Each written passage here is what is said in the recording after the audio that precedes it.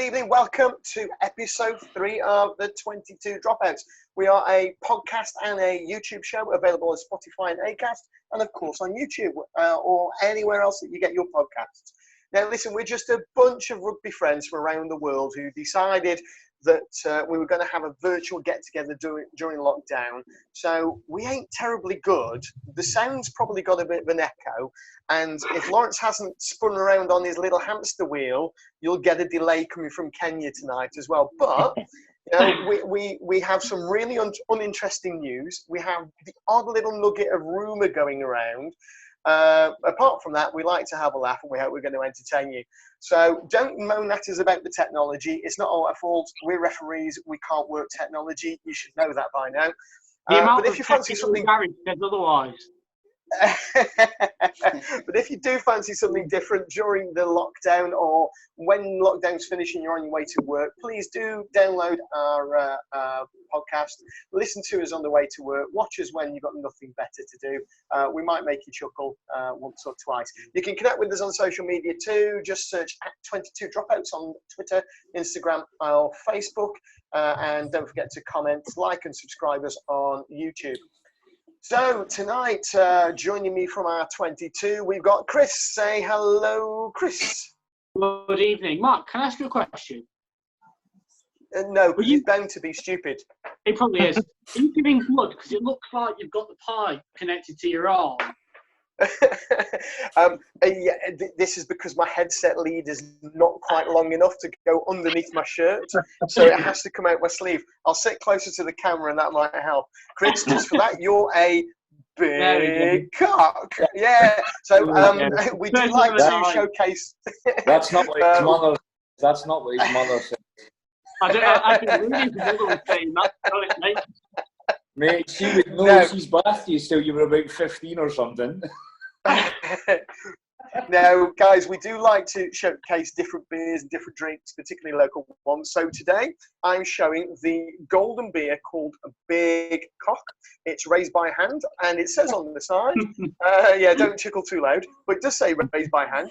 It says, no cocks were overexcited by the production of this beer.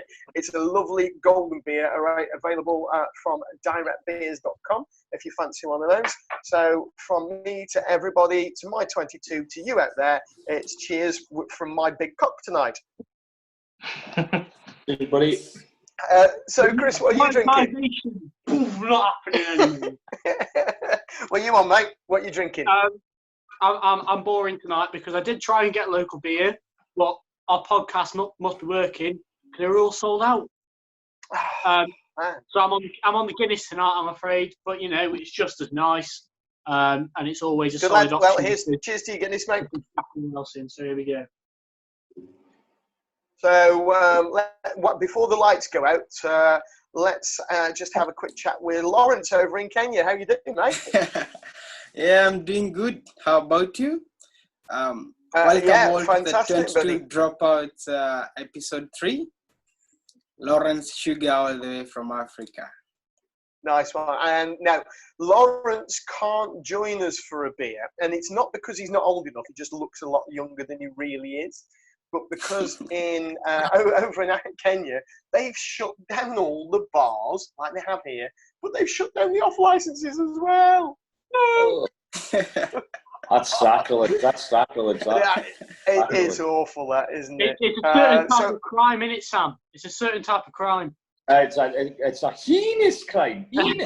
Heinous crime. So what are you drinking tonight then, Lawrence? I'm actually on what some called it Guinness Clear last time. Basically water. Nice one, mate. Nice one. Yeah. Cruising the high seas tonight on his daddy's yacht, and we thought we got man overboard not long ago. Just look at the outtakes for that one. It's Tom. Say hello, Tom. Hi guys, how are you all doing?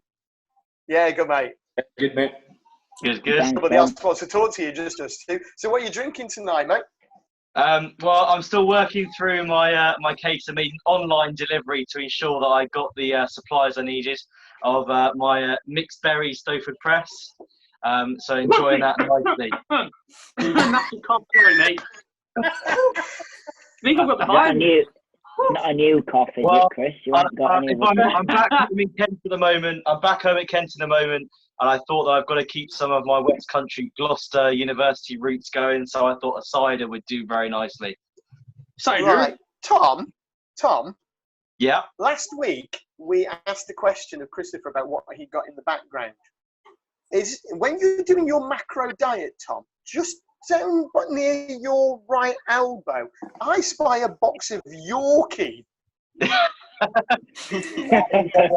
is It's definitely not on macro day, lad.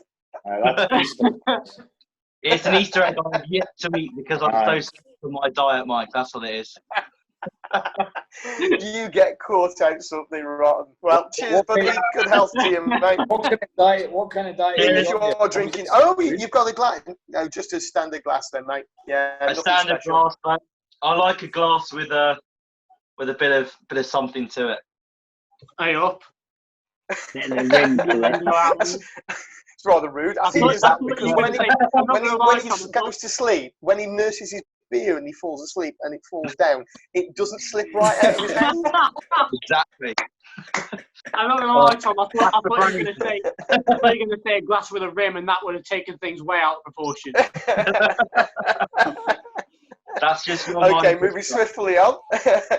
Sammy in Lincolnshire, how you doing, buddy? Yeah, I'm good, thanks. How are we all? Not bad, mate. Good. I'm trying to keep the weight off during lockdown, so I'm on the clear Guinness. However, it is a special glass.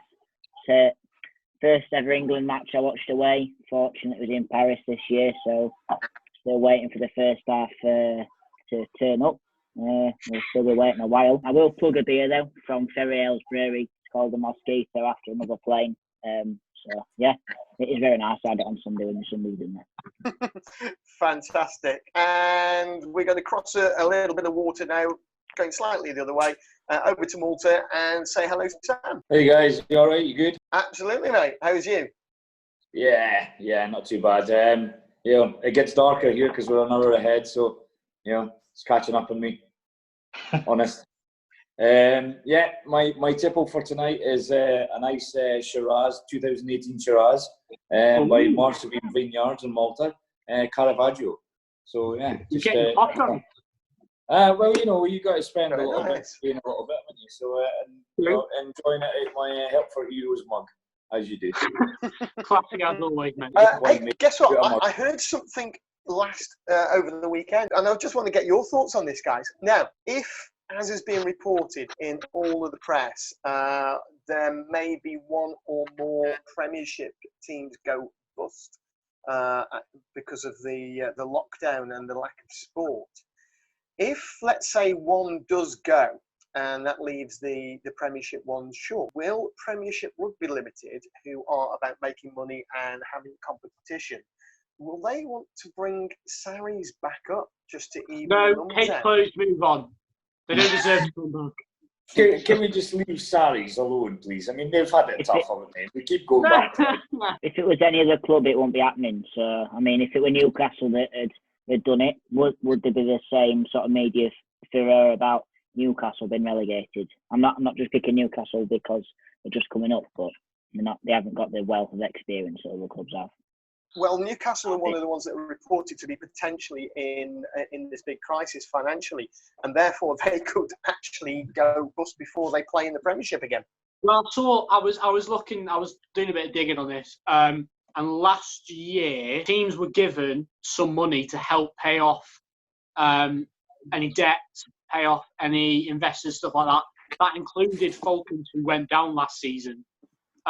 And apparently there's still a lot of optimism in the league that teams will be able to either bail themselves out if they need to or be bailed out. But a lot of teams are debt-free and they've got good cash flow despite the fact they've got no football at the minute. So there's still quite a lot of optimism amongst the clubs that they're going to all stay afloat. Right, that was interesting. Well done. Okay. So nobody seems to want to see Saris come back up, if that's the case. And fingers crossed that we don't get into that situation where clubs actually do fold. World Rugby has announced this week that a rescue package, when you've got New Zealand about to go under, USA Rugby has already filed for bankruptcy 2 weeks ago, and Australia is in such a predicament as well. And I think there's been a lot of talk over recent years about the fact that in New Zealand, Australia, places like that, there are franchises. So it's the union that owns the team per se, whereas over here, it's a bunch of wealthy blokes. There was a lot of argument against our system and more for the franchise, but it turns out it might not be a good thing to have that franchise. So look, we touch wood. We'll all just wait and see, and it'll work out all right. So here's another little one for you. Then the chances are the Premiership, they want to finish. We all know that. They want to get it done. The clubs need to get it done. PRL needs to get it done. BT needs to get it done. Everybody else, all the sponsors. Now, if this continues, as it's likely to do into July, players' contracts run up until the 30th of June. So from that point onwards, they would, if they are on transfer, they would transfer to their new club. So a potential scenario could be a player playing for Team A, and he's had, let's say we get a couple of games in June, and he plays for Team A, but he is transferring to Team B, and that transfer has to go through on the 1st of July because of wages, insurance, and everything else like that. Who does he play for when they come up against each other after the 1st of July, given it's still last year? Could they do a loan? Could this new club loan him back for this period? I don't know. I don't know what the answer is. Anybody got any info on this? There's no precedent, so it's difficult to be able to speculate anything at the minute. And a lot of teams have been affected, and a lot of teams have got legal teams in place to look over the contract. One team that's been especially hit is Bristol. So they've got Samuel Arvada and Kyle Sinclair coming in, but they've also got 3 players going out and 13 pending free agents as well. So if the league is postponed until after July, then they've got a big issue, not only regarding contracts, but with salary caps and team size as well, losing 13 players. Well, surely, though, when a player signs a contract, I mean, I've never seen a contract for players or whatever, but it says, it's bound to state on it, you're contracted to the end of season 2020-2021. So if that season hasn't finished yet, then surely they're still with that club until that is. Yeah, what they actually say, Sam, is the flip over day is the 1st of July.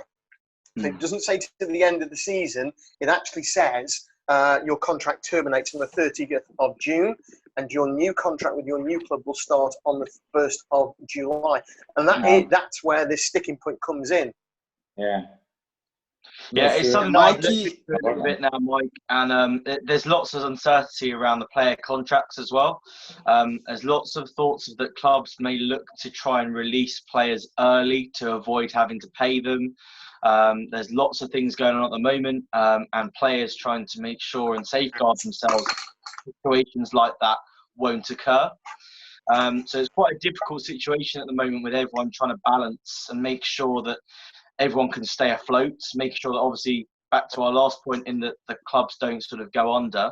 But there's nothing in the contracts that allows for a situation like this, and I think it's going to take some sort of overall decision from either Premiership Rugby or the RFU to make this actually equitable for everyone, because either you're going to have clubs with too many players who are going to be involved. I mean, salary cap then comes into it as well. Which part, which season, which time do you add that into the salary cap? So there's a massive issues that the RFU and Premier League Rugby need to actually sort out, I think. Lawrence? Yes. You were about to say something on that, weren't you, mate? Yeah, actually, just to bring in the aspect of sports law, we thought you actually saying, because now if a player is contracted, that contract is meant to end at July, because that's what World Rugby Regulation 9 is talking about, actually right to release the players. It guarantees that the right to release players and unions, so clubs should be involved in that. I suppose that also means that if you've got a more structured release date or end of contract date, that helps when players are not just moving between English Premiership clubs, but when they're coming from overseas as well, doesn't it? Right, well, I think that one is going to run on, and watch this space. We'll bring you the very latest news, or probably not, actually. Anyway, one of the things it might be news, it might be old, like mine was last week. Thanks, boys, for reminding me. One of the things I heard from some other podcasts, yes, other podcasts are available. Just don't listen to them, they're not as good as ours. They're different to us. They're different. They've got superstars, and we've just got super people. There you go. Anyway, if you noticed, right at the start of this sort of lockdown, there was, and sport went off, there was lots of reruns of games and Wales versus England and Lions tests and all sorts of things.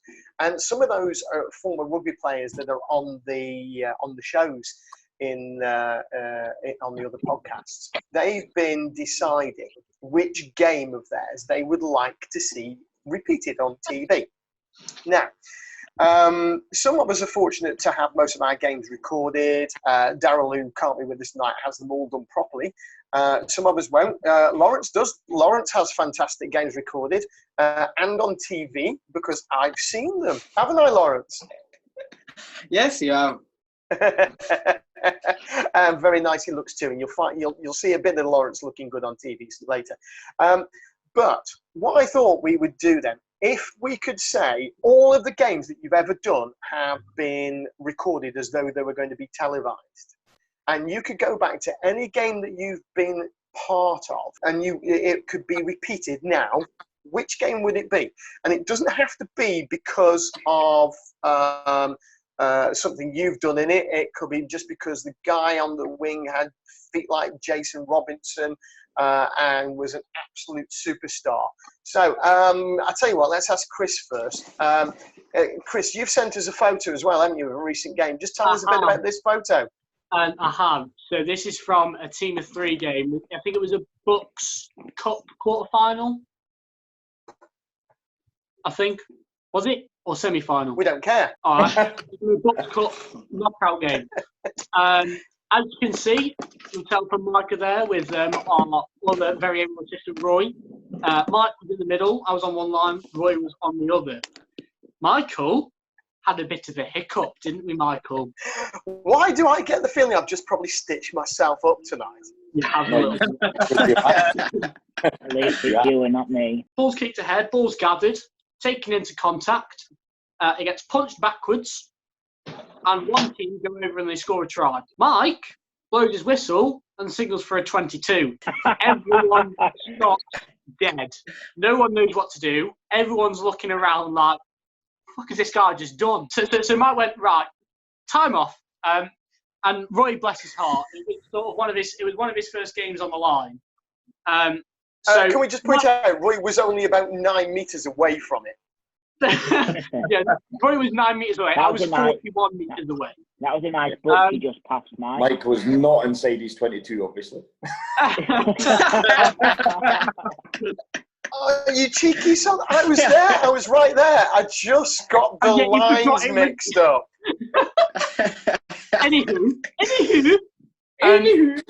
Anywho, Mike goes time off, calls Roy onto the pitch, and he goes, Chris, come in at any time, over the radio. So Mike goes, right, Roy, so what have we got? And Roy just goes, so I go, right, Mike, the ball was punched backwards by red.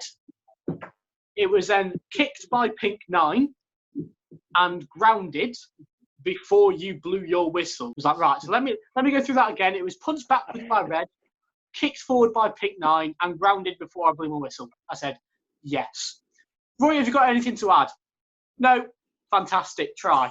No, we came to the right decision. It took a bit longer than that because every time I asked Roy a question, Roy just stood there and I heard it through my ear instead. So I just kept nodding as though I was talking to Roy because we'd separated the teams. And then I just said, so, okay, Roy, what we've got is this. And then just confirm there was no knock on. And Roy just stood there and all I can hear in my ear is no knock on. and the grounding was before I blew my whistle, was it, Roy? And in my ear, yes. Okay, Chris, have you got anything to add? It was interesting. Well, you've got one to stitch me up and get your own back anyway, so it's fine. Chris has an you just love with father and son moments. It's fantastic. Yeah, absolutely. Chris has this issue whenever he's got a team of 3 that there's a sniper in the stand. Only when I'm in the middle. Only when I'm in the middle. Yeah. And normally, as an AR, you'll be scanning the field and looking around, and for a few seconds, he will have disappeared. And you can usually see his arse going over the top of his boots somewhere in the middle of the field, as though somebody's just shot him with a sniper rifle. And he was doing a up to the women's championship promotion game 2 years ago. I was running one of the lines, and he had a problem after getting up from being shot at with one of the props, and he'd already warned her about a high tackle, I think it was, and he'd penalised her. Yeah, really quickly before, and he'd had to penalise her in the last 5 scrums. And showing lots of empathy with the game, he tried to manage it, and he spoke to her, and he helped her, and he tried to help with the speaking to the captain. And eventually, because it was so silly, he said, "I will have to escalate the sanctions." And it's only about 6 metres from the try line. And Chris has picked this story up now, won't you, mate? I am. I'm going to. So, yeah, like I say, I spoke to them about the heart of the tackles. So I called the captain and the player over, and I went, "Listen, I've literally just spoken to you about this. I've got no option. It's a yellow card. Mark's not going to take over." So as she walks towards me on the dugout side, she takes her scrum cap off, and she's in floods of tears, this girl, sobbing her heart out. So just to be nice, I opened the microphone and said, "Chris, that's certainly not the first time you've made a fat bird cry." Oh no, you did not say that. Luckily, it wasn't recorded, but yes, I did. Sammy's taking cover. So, Chris, if there is any game then that you've been part of that you could have televised now as a repeat, which would it be? I'd have to say my. I had all week to think of this. Yeah, all right. I'd have to say my RFU Intermediate Cup final. It was a great occasion. It was a great game, and you get to see a fantastic red card at 12 minutes. You can't see it, however, because the disciplinary haven't been held yet. So there's another talking point about disciplinaries that have been held over as well. It's going to affect the start of next season. Yeah, because discipline, it was the last game before all games got cancelled or postponed. So that's a ban that's going to have to start at the start of next season, which is going to put them in a whole world of shite. I mean, it's his own fault for swinging his arm at some dude's temple,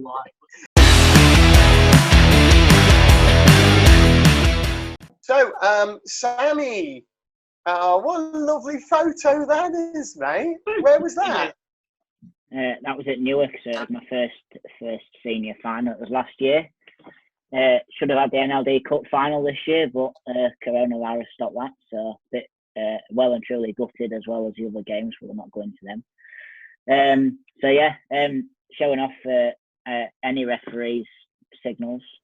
Sure you can all guess what it is from the picture. If not, it is a knock on, and I think it was a scrum to Ashfield, if we're going to be accurate. But yeah, no, I loved it. It was a great game. Good team of 3. Two young match officials out of the 3 of us. Yeah. What do you mean, 2 young match officials? You're only about 7. No, but I've got to say James as well. There's 2 young match officials in the 3 of us. I can't really class the other member as a young match official. Fair enough. So then, Sam, if there is any game that you've been part of that you could have televised and on a rerun now, then young man, what would it be? My second to last game before we all stopped was derby against. No, not this. Cut that out. We'll start again. So, Sam, Sammy, change your mind. This is staying in. Actually, screw that. Sammy, if you could have any of your past games showed now on TV, what would they be and why? It would be Syston against Old Northamptonians. Billed to be the best game at level 6, and it was a really good game. Properly enjoyed it, and it was played really, really well. Good spirit. Did take 2 attempts to play the game, but we'll not go into that.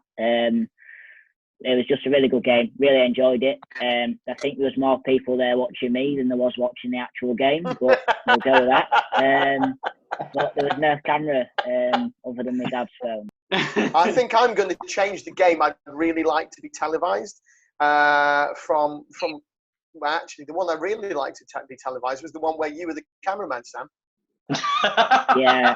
How did I know this was coming up? How did I know?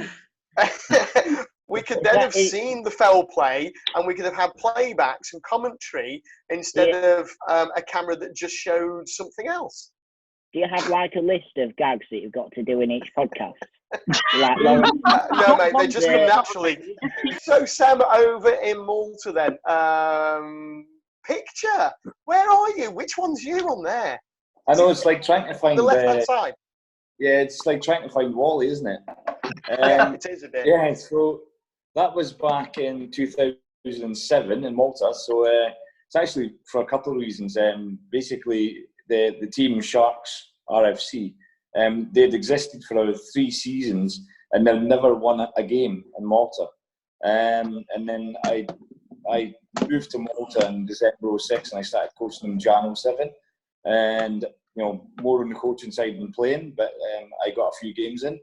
And we ended up winning our first 2 games that season, one in February and one in March. So, yeah, that was a proud moment for the team. And as you can see, that's why we're all sitting in the middle of a pitch getting a picture taken. So, Sam, just before we go into looking at what game, if any, you could have TV replay right now, where's the door to your bathroom? That away, and she's been told to go round the other bloody way. I just wanted to see if your daughter was coming to join us from the shower again. Well, when the show started, mate, she actually came out and was giving it, "Don't you bloody dare." Do you know what? I think we need to get Sam's daughter on every week. So this is the 3rd episode. So far, it's the only one that hasn't had Sam's daughter involved. No, but there is time. She has been in it because she walked out early, and I was like, "You see, my arm going that way." And just remind the viewers, our millions of viewers and listeners, what she said to you the first week. Will you cut that off? It's bloody 11 o'clock at night. You got told off by your daughter for being too loud. Did. Yeah, well, that's probably because that was a Friday night recording, and I'm quite pissed by then. Mate, of all the games that you've been involved in, either televised or non-televised, if you could have any one of them shown again right now during lockdown for the world to see, what would it be? Well, I tell you, it's not really one that I'm involved in, but it's definitely memorable. So, you know, everybody remembers like the 97 Lions 2-year test win and the 2013 in Australia, the test win. You know, but one of the most outstanding games of rugby I've ever seen, and Wales were such a great team that season in 2005 when they won the Grand Slam, and then they had New Zealand and Australia back-to-back in the autumn test series. They lost to New Zealand 26-25, and then the following week they lost by 2 points against Australia. But that New Zealand game that they played, honestly, it was the best game of rugby I've seen. It was literally ding-dong up and down the pitch for the whole 80 minutes. And that was probably the best game. In fact, it is the best game of rugby I've ever watched. It's just like nail-biting, breathtaking, spectators going, right, what's actually going on? It was just fantastic. I think they really need to show that game. That'd be a classic game to watch again. And they need to show it because Wales. So that's the game you would have shown again. Yeah, definitely. So you've completely misread the brief. No, I did say it was a game you were involved in. Yes, and I asked you the question. Does it need to be, or can it be something else? And you said it doesn't matter. You can. No. We said you've got to be involved in the game, but it doesn't have to be because of you. Right. Well, we got a good game out of it anyway. It's fine. Yeah. Who's next? Is it Lawrence next? Hold on. Yes. I'm just shrinking down a little bit further. There you go. Yeah. 2 fingers, mate. Yeah. There you It's go. the brief. 2 fingers. 2 fingers and down it goes. You misread the brief. Well, if 2 you can fingers. communicate properly, I'd understand. Communicate properly. Right, okay. Everybody else managed to do what was asked for them.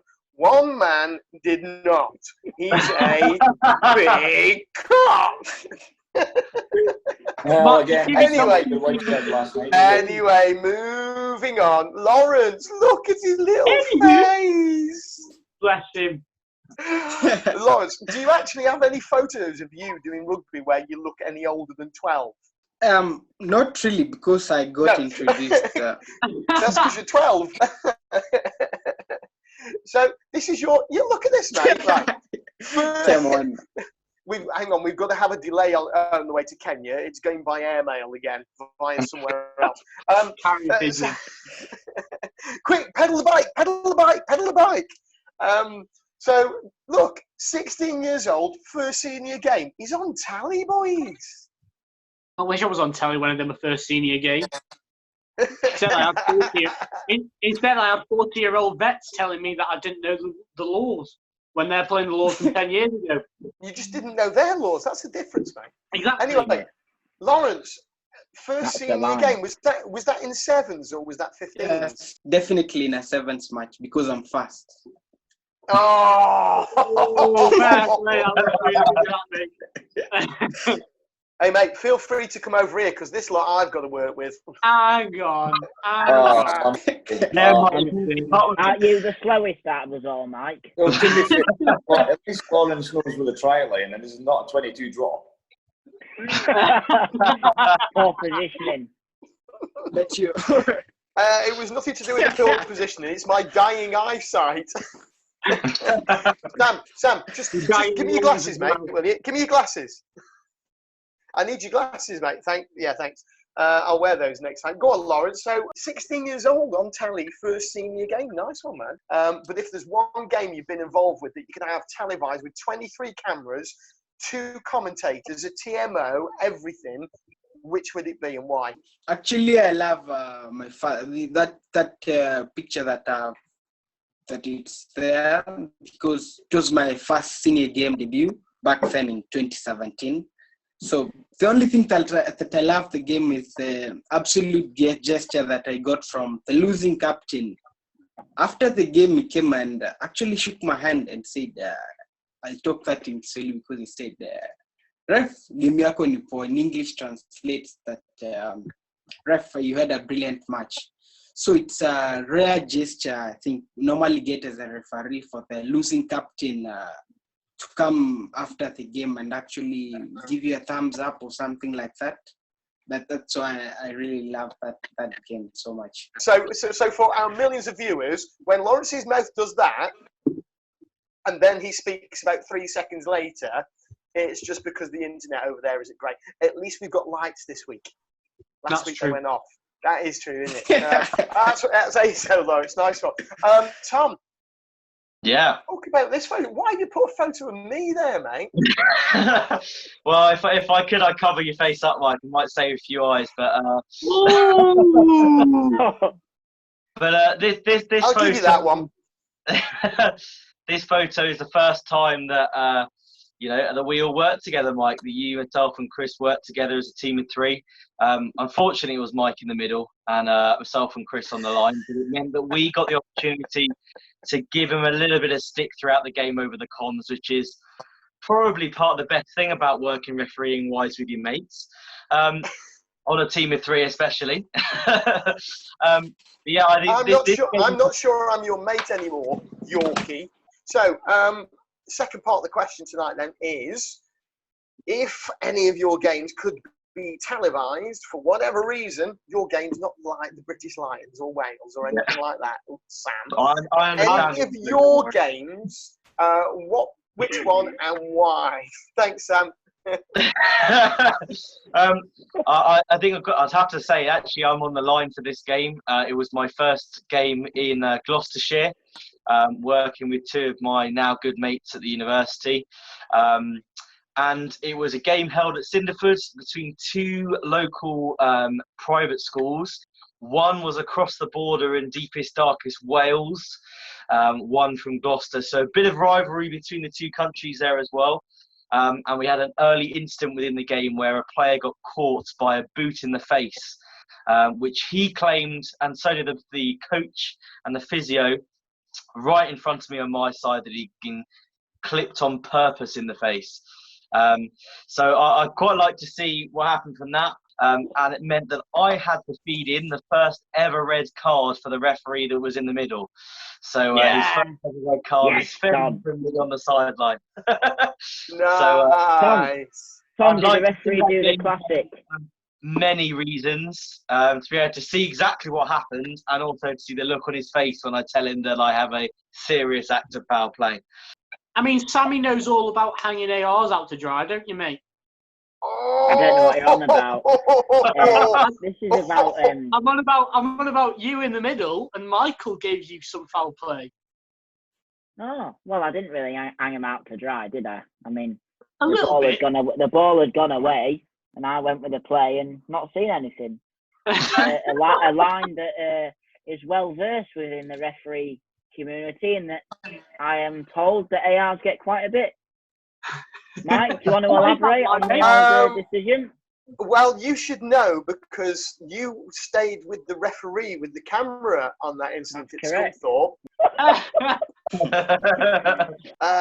Who haven't we come to? Oh, I suppose it's me. You.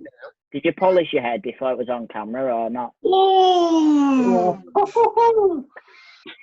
They're all. I tell you what, there's no punches being pulled tonight, isn't there? Yes. Me? That was Sam who did that. You were definitely raised by hand. It just wasn't mine. Yeah, I'm out. I'm done. I'm gone. He's not wrong, though, is he? He's definitely not wrong. I mean, God bless Chris, honestly. Yeah, I wish God would bless him. He might come out better if God blessed him. Spectacles, words and watch, yeah. Nomine Patre, Filii, Sanctus Spiritus. So here's my photo, guys. This and look, I could have told you just how wonderful I've been, and that lots of my games are televised, and I wanted an old vets game. But I thought I'd share this one with you, and this is two colleagues of mine. Some of you will know Sharpie there from the 7 series as well. Sharpie. No, that's not Sharpie. Oh, you dropped the bollock there.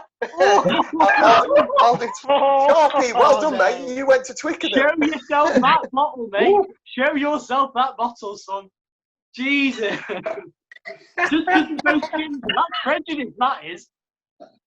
I just say, I think this bottle is going to become a permanent feature now. Whenever someone messes up, that bottle has become a permanent feature. Yeah, I think we should do like a hashtag big cup. Hashtag big cup. Mate, I've shared a room with you. It's definitely not hashtag big. How would you do that? Oh, that way, isn't it? Hashtag, forget it. Are you genuinely asking me to try and do that with my hands? You know, Sam, you could probably do it better with your fingers. Two fingers, Michael. 2 fingers. Come on. Yes. How would you see 2 fingers behind that? Well, we just have to trust you, won't we? You have to see it off.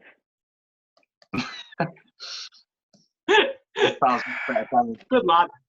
So the guy in the middle was Andy, who was leaving the panel at the time. There's me on one line and Jack Sutton on the other from half. Yeah, name check Jack. I got there in the end. You're welcome for the prompt. Yeah, thanks for the prompt, Chris. WhatsApp's a wonderful thing, isn't it? Yeah, absolutely. So, with that, my first ever game, I'm really, really excited. We do the warm up, we look around the 80,000 empty seats, and then we turn around and look at the 1,000 full ones, or thereabouts. But even then, it's a truly magnificent atmosphere, and it's a great sound that echoes around. Well, I'm fortunate in this that I can actually say I've got it on video, on TV, and here's what happened in my game.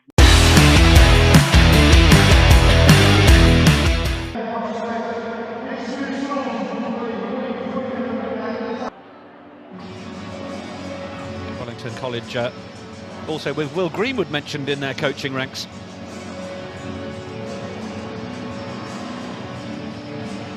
So there are the two teams in the tunnel. We are ready to welcome them to the Stadium Bowl.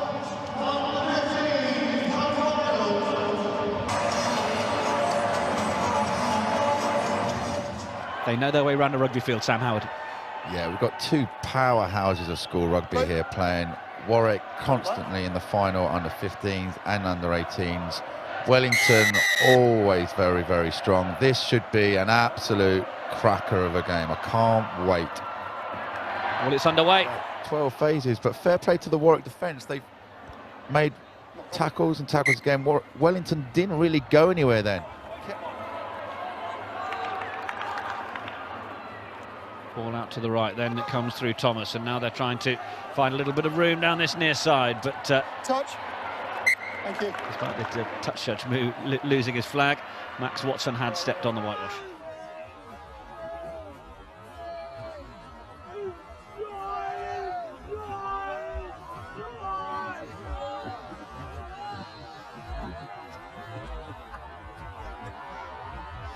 Touch. Thank you. I like the look of the fly half O'Donoghue. Was he not? How many Warwick?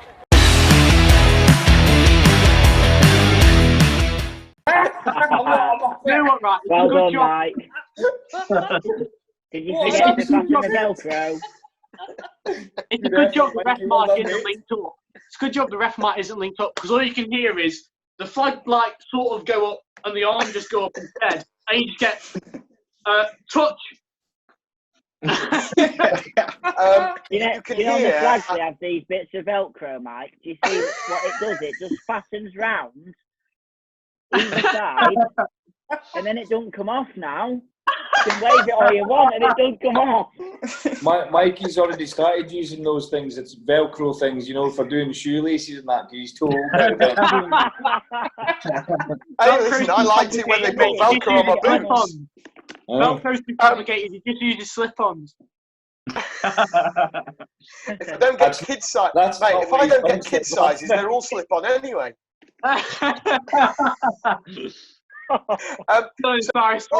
Actually, Sammy, it wasn't the flag material that came off.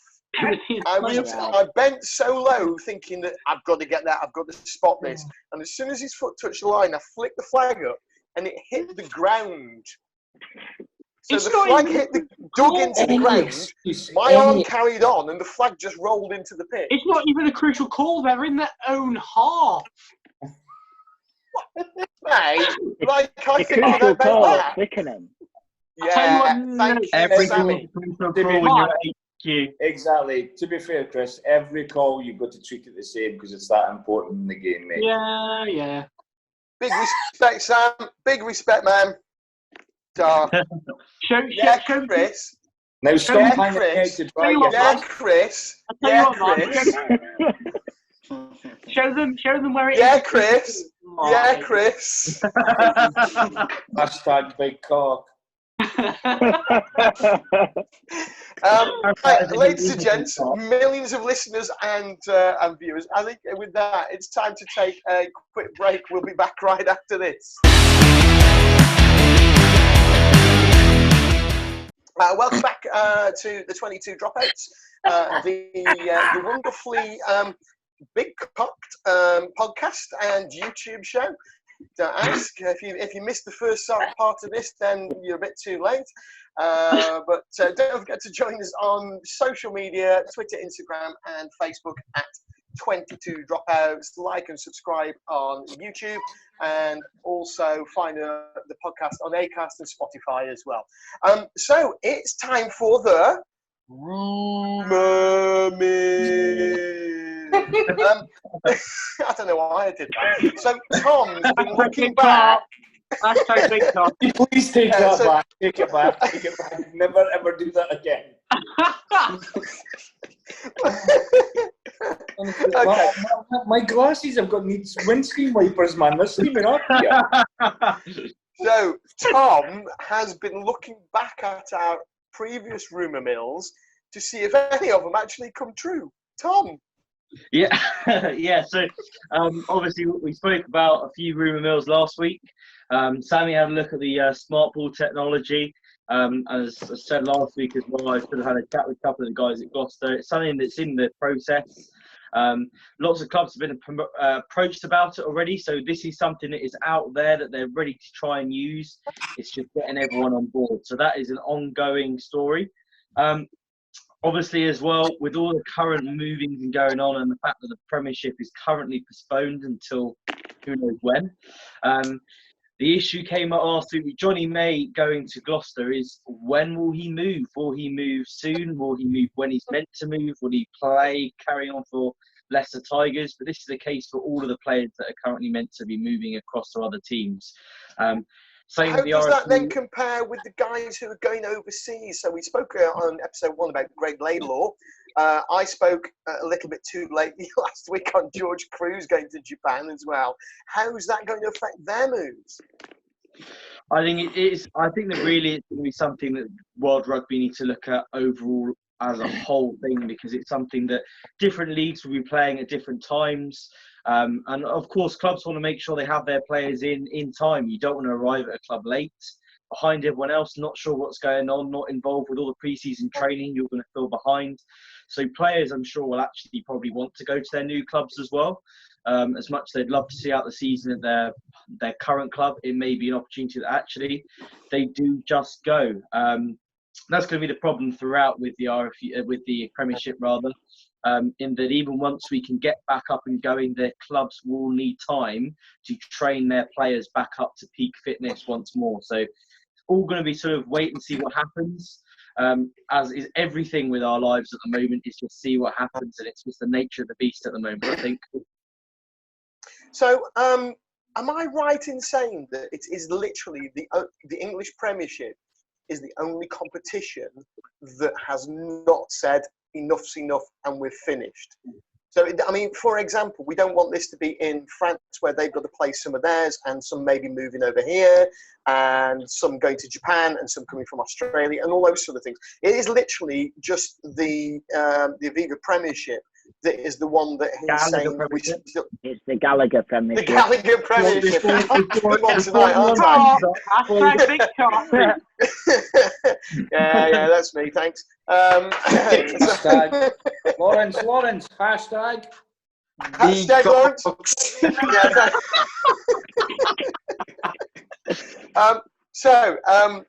I just won't bother mentioning the sponsors who now will never sponsor the 22 Dropouts because I've got the wrong one.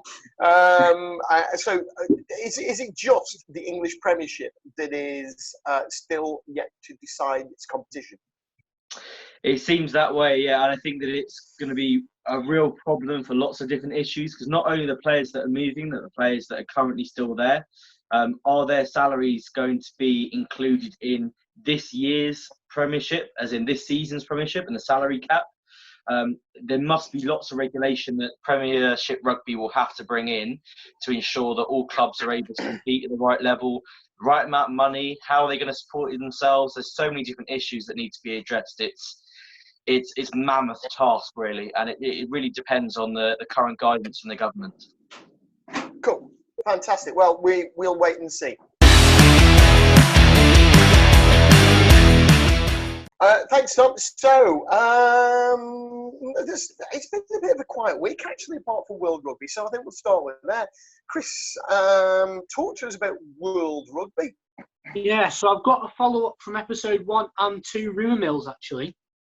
So if you remember from episode 1, Bernard Laporte said that they were floating with an idea of a Club World Championship. Chris, can I just pause you there for a second? Yes. Will you just look at your camera? What? Yeah, okay. Next week, can you try and look a little bit less like you're homeless? Chris, you sent me a video earlier on you playing that stupid game on your Instagram stories. I thought it was a filter all this down the bottom. I didn't think it was real. No, mate. That's just a marker pen. Yeah. Have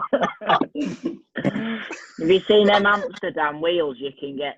That's because Desperate Dan over there, called Chris, do a side profile, Chris. No, fuck you. Desperate Dan had stubble as well. Right, come on, Chris, carry on with your story. Right, okay, so if you remember from episode 1, Bernard Laporte said that they were floating with an idea of an annual Club World Championship. Beaumont's come out and said that's not a thing. It's not going to be on an annual basis. It will not be replacing the Heineken Cup. Clive Woodward, who we said was supporting Pichot for his bid for chairman, came out and said rugby would be benefiting from being viewed through someone's eyes of a leader who is 45, not 68. So he's come out and hit out at his old teammate. And Beaumont's replied with, what difference does age make? I played my rugby always as an amateur. Does that mean I don't understand the professional game? I am evolution, not revolution. I am bidding to show a lead to colleagues, to take colleagues with me. I intend to be a leader, and I think I have been in the past. In the red corner, it is Bill Beaumont, and in the blue corner, the challenger tonight is not Pichot anymore. It's Sir Clive Woodward. Do you reckon? I've got my money on Bill Beaumont every day. My money's on Bill Beaumont every day. I was reading yesterday that the Six Nations team, so it's not one country, one vote, as you're probably aware. It splits quite randomly to the outsider. So the Six Nations teams, those unions who have more than 6 votes, are obviously heading towards Bill Beaumont. I read yesterday that Sanzar, obviously Argentina, places like that, South American unions, they are pushing for Pichot. And in a slightly bizarre twist, I wonder whether Clive Woodward is actually angling for one of the top jobs in world rugby in a few years' time. What do you think? He'd be better at that than he is as a pundit. Bloody hell. Okay, moving on. Talking of world rugby, no more test matches. Yeah, Bill Beaumont's obviously had a busy week. He now says it's a distinct possibility that international rugby calendar could be scrapped for the rest of the year due to the current pandemic. The governing body on Thursday announced details of a $100 million relief package aimed at supporting the global game. But where's that going to come from? How are they going to do it? I don't know. There goes my bid for funding from World Rugby anyway. Yorkie, you've got some info about Dan Carter, haven't you, mate? Who? What? Right. Yeah. So there's some news that I've seen today that Dan Carter is, first of all, confirmed himself that he's leaving his club in Japan. But then the question obviously comes up to where is he going next? And the biggest rumour at the moment is actually one of the Major League Rugby teams. To be precise, Rugby United New York. Obviously, a club already known for some big signings, with big French Bastereau being there this season. Yeah, Bastereau's leaving though now, isn't he? He is indeed. He is leaving. So maybe it's one big signing out and a new big signing in. It's saying we'll just have to wait and see. But that seems like it is the biggest thing. This is obviously a player who's 112 tests for the All Blacks. 3 times World Player of the Year, amazing player, and he could be going over to light up American rugby. Why is he leaving Japan though? Their season this year has been cancelled. He doesn't really say in his statement. He said he's enjoyed his time there, wishes he could spend more. Hasn't really explained why he's leaving. But maybe with the current situation and the uncertainty of a new rugby league such as that in Japan, maybe they couldn't afford to keep him on much longer. Lawrence, last week you talked to us about emails that were going round within the club owners in Kenya because of the way that Kenyan rugby has ended the season. Is there any update on that, mate? Yeah, sure. So the clubs filed a petition last week and they were expecting a response from the Kenya Rugby Union on Thursday. And interestingly, the Kenya Rugby only said in a statement issued by the honorary secretary, it's that they have got the issue at hand and they're going to look forward to it. So the clubs are actually expecting a response, and I mean just a precise response into it. What you got tonight, mate? Yeah, I mean it's not really rumour mill sort of like new information, but we all know Doddy Weir, the ex Scotland number 5. So his foundation, My Name's Doddy.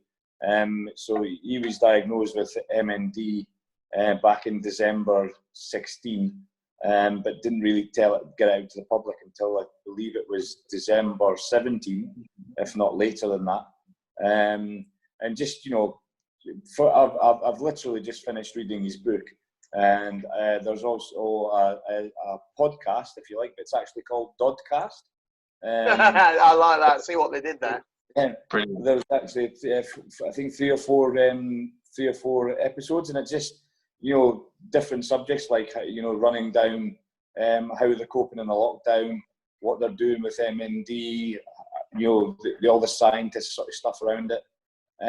But the main bit for me is that in crazy, that he's actually raised over 5 million for the foundation and to help people sufferers with MND, and that's as of January this year.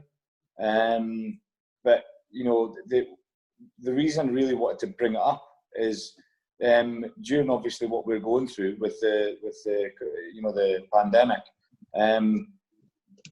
The people with MND are obviously very high risk or vulnerable people because they have a shortness of breath anyway. It's one of the conditions that they have, and yet they, as of I think this week anyway, because I looked at it again, they still haven't been included in the high vulnerable list within the government people and that.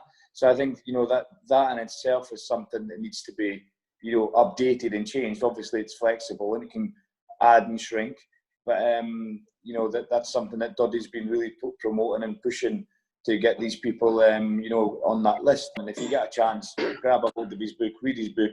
It's Doddy Weir full on, and it's absolutely brilliant. But whatever we can do to maybe help and promote that, even maybe putting the link for the foundation on the bottom of the page as well.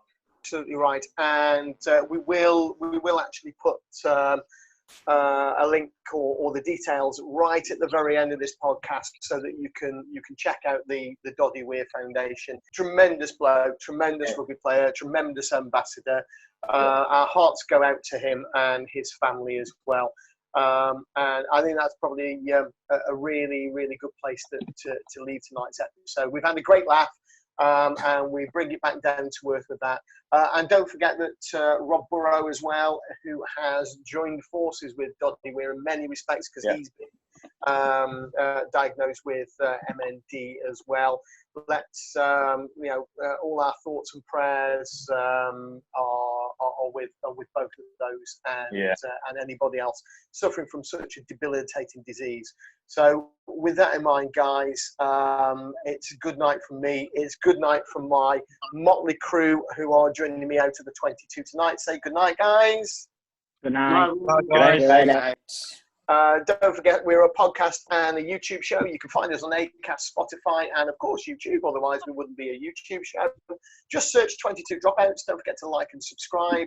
Find us on social media, Twitter, Instagram, and Facebook at 22 Dropouts. And, make sure you download some of our older episodes, and hopefully they'll help you through these lockdown blues.